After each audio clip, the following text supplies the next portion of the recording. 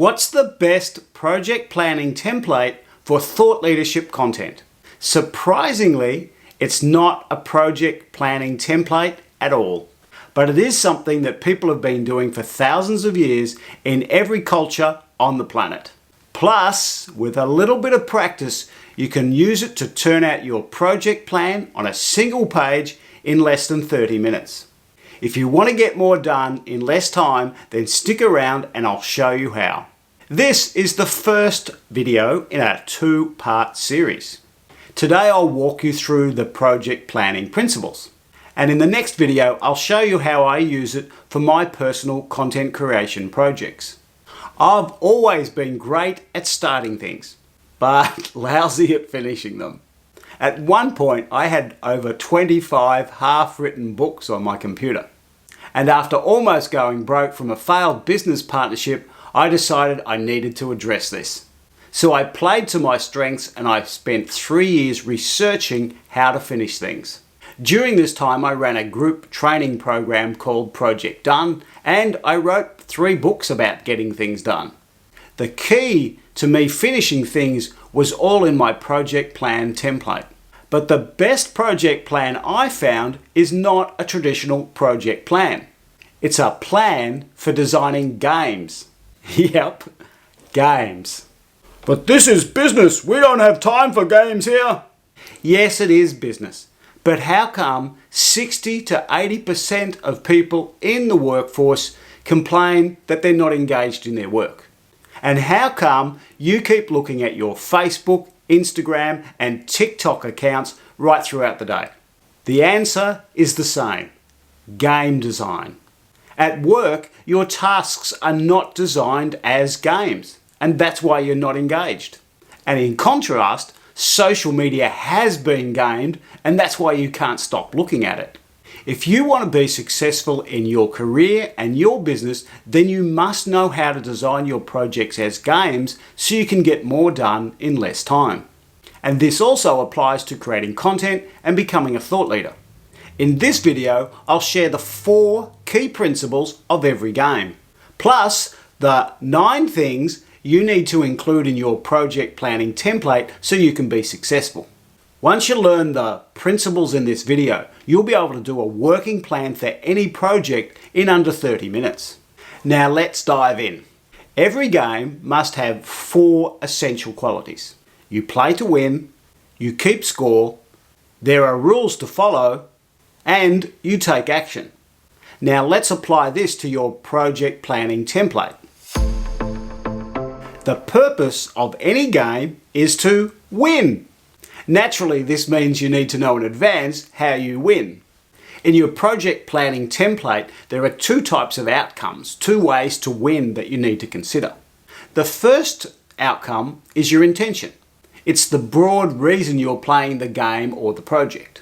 Why are you doing this? What's the purpose of the project? Where would you like to be in 5 years' time? For example, do you want to be recognized by an expert in your field within 5 years?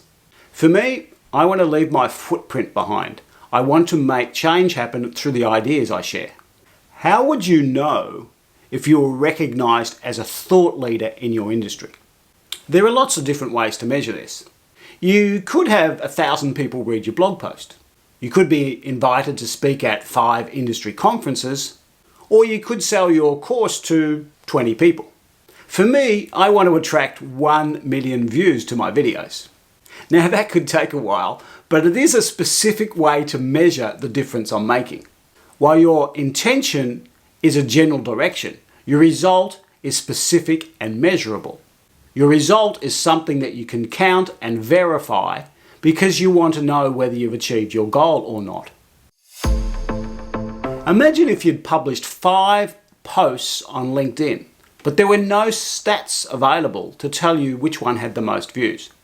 How would you know which one was your best post? You need to know the score, because if you're winning, you can keep doing what's working. But if you're not winning, then you need to take some different action. In the project planning template, there are 2 types of scores you need to have.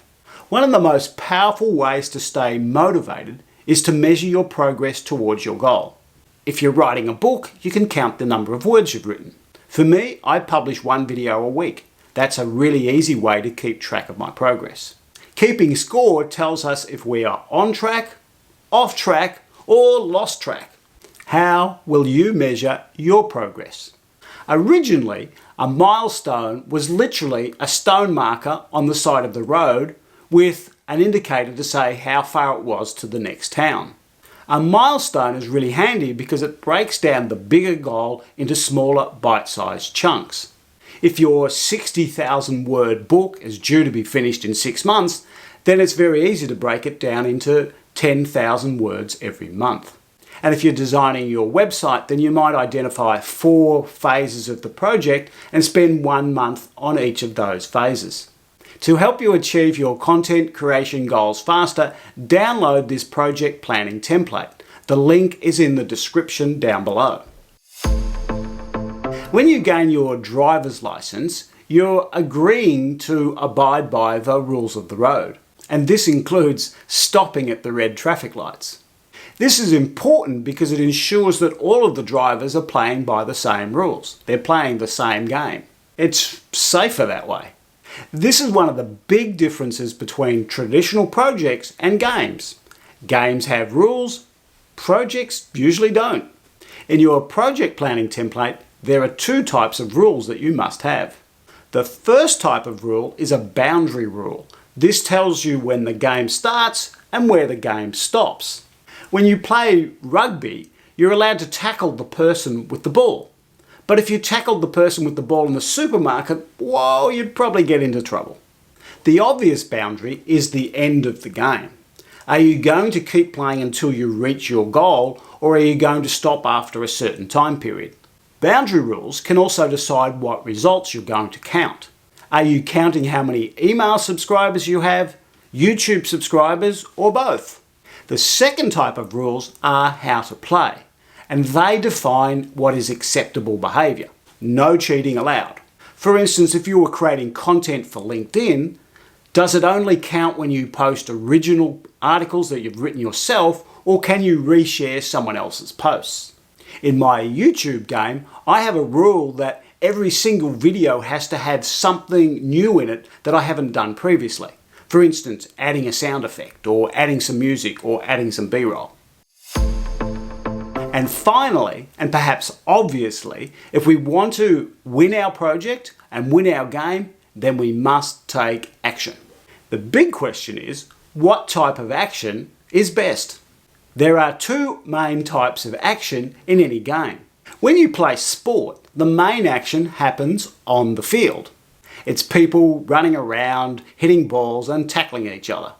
Unless, of course, it's golf and you don't do a lot of tackling in golf. In projects, your actions are more likely to be thinking, creating, designing, and talking with other people. The key actions are the critical ones. And critical is defined by, if you don't take this action, you can't win your game. For me, if I don't create a video, I can't publish it. That's critical. But if I don't have B-roll or images, I can still publish the video. I'd like to have them, but it's not critical. The opposite of being on the field at a sporting event is to be sitting in the grandstand watching. But for the game players, the opposite of being on field is all the preparation you do before the game and the recovery you do afterwards.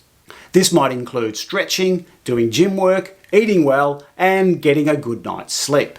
For your game, think of the actions you need to take to prepare yourself to be at your best when you're on the field. Most content creators don't think about their work this way. And we spoke about this in an earlier video, around 3 mistakes many content creators make. For me, my off-field actions around creating my videos include reading so I can research what I'm going to talk about, plus watching other video creators to see what they do so I can improve my craft. And finally, you need to call your game or your project something. And if you pick the right name, this can make it easier to win your game. I could call my video project Geoff's Video Project. Boring! But if I revisit my intention, my reason for doing the game in the first place, then some other more exciting and more inspiring titles pop up. I could call my game the footprint game, or it could be the change game, or it could simply be called Inspire. What name could you give to your game or project that inspires you and the people that are playing with you? There you have it, folks, the best project planning template based on the universal principles of game design. It's perfect for you to create a content creation project to build your thought leadership. And you can use it to get more done in less time in any business or career project. And in our next video, I'll go into more detail about how to use it by using a practical example. I'll share how I've used this exact project planning template in my personal game for creating content. Thanks for watching, and I'll see you in the next video. Bye!